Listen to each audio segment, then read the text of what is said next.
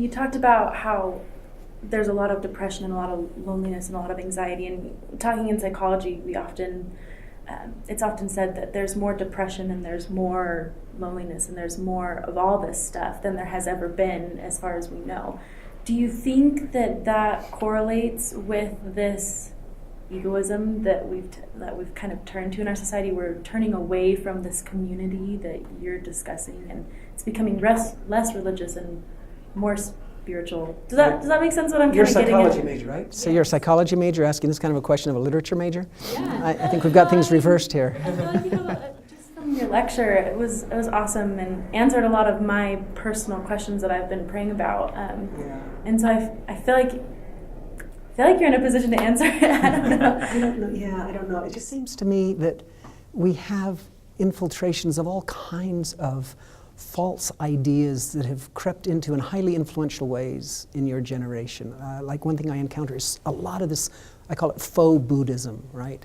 This notion that spirituality is equivalent to this kind of this realm of pure toleration and acceptance and passivity, right?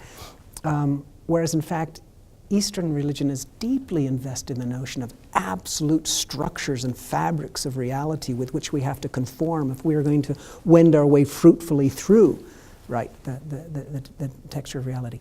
But there's this kind of, as I refer to today, this kind of moral solipsism, it seems increasingly, that we're moving toward, where no, it's about my authenticity, and my feelings, and it's all, it's the my. There's this inward lookingness. And so I don't know if that's responsible for kind of the breakdown of community that leads to the anxiety and the depression that is so rampant among this generation, but it seems to me to make good sense that it would be. We suffer from this kind of atomistic individualism, right? Where we think that we, in our purest form, we exist in this pure, right, individuated, autonomous selfhood. And I'm more of a personalist, right? I love the words of Erastus Snow. I think these are magnificent when he says the word God itself means a jointly, right, a union of a man and a woman in an exalted state. I mean, if you extrapolate from that, what he is effectively saying is we only come into completion and wholeness in relation, right?